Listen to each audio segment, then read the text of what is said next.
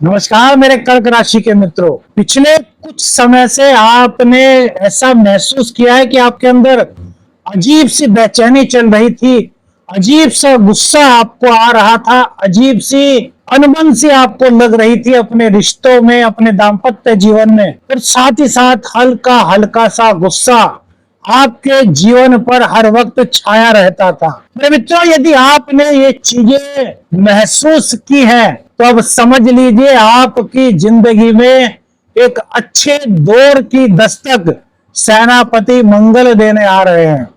मंगल राशि परिवर्तन आपकी राशि में ही हो रहा था अब से 3 महीने तक, लगातार 2-3 महीने, और यहां आपको तोड़ दिया था। कमेंट्स करके बताइए कितने परेशान पिछले 2.5-3 महीने में कर्क राशि वाले रहे हैं। कर्क राशि को हर निर्णय में बहुत दिक्कत हुई, हर जगह परेशानी का सामना हुआ, कुछ बदनामी हुई तो करियर को लेकर के भी बहुत सारी चिंताएं, भाग्य का साथ आपको नहीं मिल पाया। मेरे मित्रों, कमेंट्स करके बताओ यदि ऐसा हुआ है।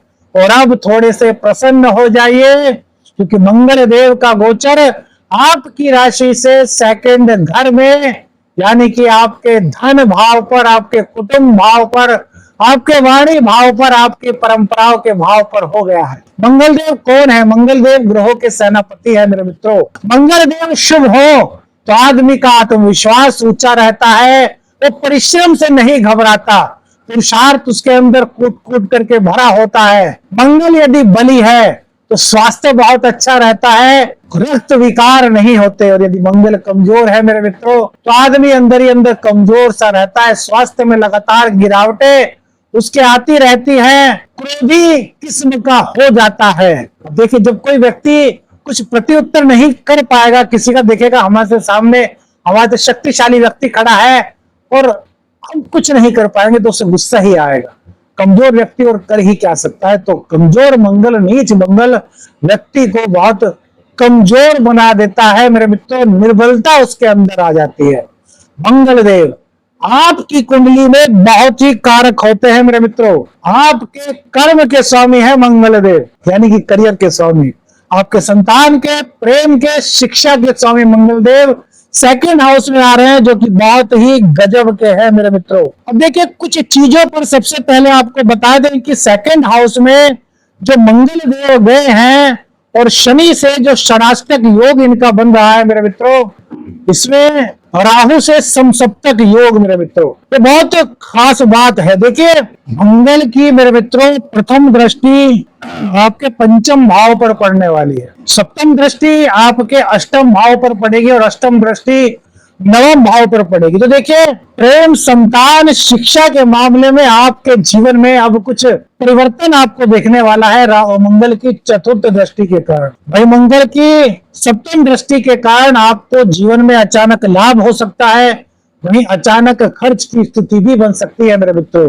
इसके अलावा कोई गोपनीय कार्य करने के संकेत भी कर्क राशि वालों के 7 जून से 28 जुलाई के बीच देखे जा सकते हैं। वहीं भाग्य के क्षेत्र में मंगल की 8वीं दृष्टि धीरे धीरे धीरे सफलता मिलने के योग यहां पर दर्शा रही है। देखिए, शनि के साथ जो मंगल का षडाष्टक योग बना है मेरे मित्रों, यह स्थिति करियर में थोड़ी सी कठिनाई को दर्शा रही है, लेकिन तो यह भी कह रही है कि यदि आप लगातार परिश्रम करेंगे, आप धैर्य का दामन नहीं छोड़ेंगे, तो करियर के मामले में भी आपके लिए अचानक से बड़ी परिवर्तन के दौर मंगल देव की कृपा से आ सकते हैं। और राहु के साथ समसप्तक का मतलब क्या है, यह समझिए। तो आकस्मिक बदलाव, अचानक से आपके जीवन में मेरे मित्रों निर्णय और नई योजना यदि कोई आप बनाते हैं तो उसमें सफलता के योग, यह राहु और मंगल का समसप्तक योग दे रहा है। इसलिए यह समय होगा सोच समझ करके कदम बढ़ाने का, जोश के साथ आगे बढ़ने का, आत्मबल के साथ आगे बढ़ने का। आज की वीडियो में आपको मिलेगा किन चीजों से आपको इस गोचर काल के दौरान बचना चाहिए, क्या करना चाहिए, क्या नहीं करना चाहिए, और यह गोचर आपके जीवन में नई दिशाएं मेरे मित्रों कैसे ला सकता है। राहु और मंगल और शनि का जो यह संबंध बना है मेरे मित्रों, सबसे पहले आपके करियर के जीवन में बात करते हैं तो नई नौकरी के आसार मंगल देव के कारण आपके जीवन में बन सकते हैं। यदि आपके पास अब तक नौकरी नहीं थी, कर्क राशि पर ढैया चल रही थी, तो उसके कारण पिछले 2.5 साल बड़े खराब रहे। तो जो मंगल का गोचर सेकंड हाउस में हुआ है, तो कहीं ना कहीं आपको नौकरी दिला सकता है। यह आपके लिए बड़ा प्लस पॉइंट इस गोचर के अकॉर्डिंग मेरे मित्रों दिखाई दे रहा है। पुरानी रुकावट करियर को लेकर के मेरे मित्रों को चल रही थी, तो वो रुकावट आपकी दूर होगी। उन रुकावटों को न केवल आप दूर करेंगे, वरन अपने रास्ते को आसान बनाने के लिए आप मेहनत का जो एक ब्रिज तैयार करेंगे, वो आगे आने वाले टाइम में आपके लिए एक मील का पत्थर मेरे मित्रों साबित होगा। लेकिन धैर्य से आपको काम लेना होगा, जल्दबाजी में निर्णय आपको बिल्कुल भी नहीं लेना। यदि आप सरकारी सेवा में हैं, आप पुलिस में हैं, आप सरकारी काम करते हैं, प्रशासन में है, टेक्निकल फील्ड से आप जुड़े हैं, तो आपके लिए यह मंगल का गोचर बहुत अच्छा है, उन्नति प्रदायक है, लाभदायक है। आर्थिक रूप से आपको मेरे मित्रों यह गोचर मजबूत करने वाला होगा। धन लाभ की बात करें, आय की बात करें मेरे मित्रों, तो अचानक से आपके धन लाभ के मार्ग इस गोचर काल के दौरान प्रशस्त हो सकते हैं। देखिए, मंगल और केतु एक साथ बैठे हैं तो मंगल की पावर बहुत ज्यादा हो गई। वहीं राहु अष्टम भाव में बैठ करके अप्रत्याशित रूप से आपके लिए कुछ चीजें कर सकते हैं। उसमें लाभ की भी संभावना है और उसमें हानि की भी संभावना है। अब हानि की संभावना तब बनेगी जब आप जल्दबाजी में कोई निर्णय लेंगे, तो धैर्य बनाए रखें और सोच समझ करके अगर आप कार्य करते हैं तो यह आपके लिए माँ लक्ष्मी की कृपा का कहीं ना कहीं साधन मेरे मित्रों बन सकता है।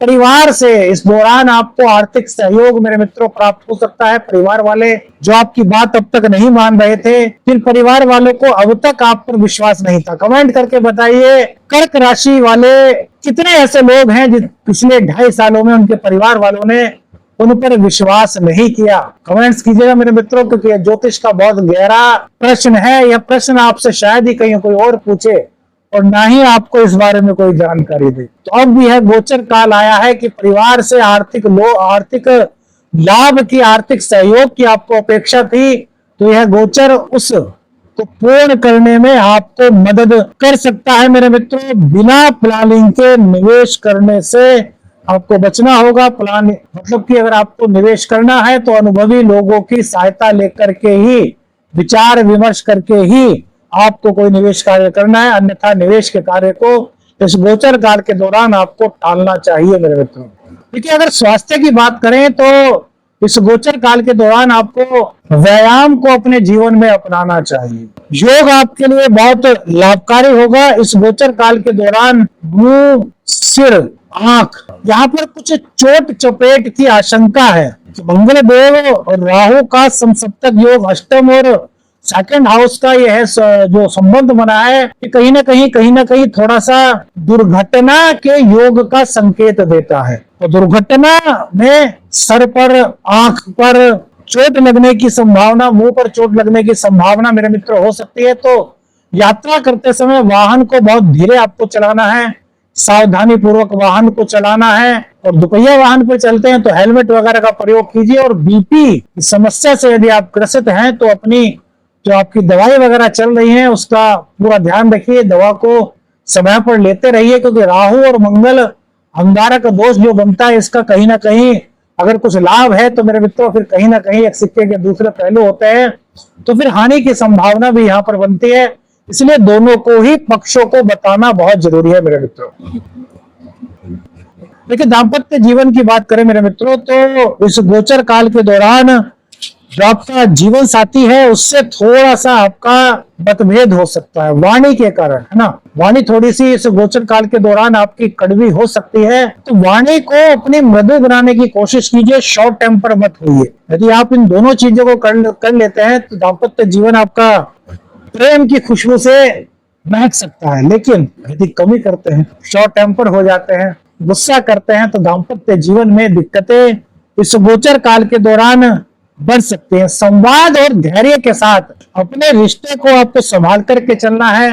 अपने रिश्ते में क्या कहते हैं, प्रेम, सामंजस्य और सहयोगात्मक भावना को बढ़ाना है। पति पत्नी का रिश्ता बहुत अनमोल रिश्ता होता है मेरे मित्र, बहुत अनमोल, पूरी जिंदगी का साथ होता है। बहुत ज्यादा संभाल करके इस रिश्ते को रखे मेरे मित्रों। भाग्य का साथ यहाँ पर धीरे धीरे धीरे आपको मिलता हुआ दिखाई दे रहा है। धार्मिक यात्राएं इस गोचर काल के दौरान मेरे मित्रों आपकी संभव हो रही हैं, और गुरुजनों का आशीर्वाद इस गोचर काल के दौरान लेना मत भूलिए। जितना गुरुजनों का आशीर्वाद लेंगे, जितना गुरुजनों के शरण में रहेंगे, उतना ही भाग्य का साथ यह गोचर काल यानी कि मंगल का गोचर 7 जून से 27 जुलाई तक जो मास ट्रांजिट हो रहा है लियो में, सिंह राशि में, ये आपको पूरा सपोर्ट मेरे मित्रों करेगा। संतान की बात करें तो शिक्षा के क्षेत्र में बड़ी उपलब्धि यहाँ पर कर्क राशि वाले जो है वो हासिल कर सकते हैं। मंगल देव की अपनी ही राशि पर चतुर्थ दृष्टि है, ये बहुत अच्छा है। कोई भी ग्रह अपने ही घर को खराब नहीं करता। तो शिक्षा के मामले में यह समझिए कि यह गोचर आपको काफी आगे ले जाने में मदद कर रहा है।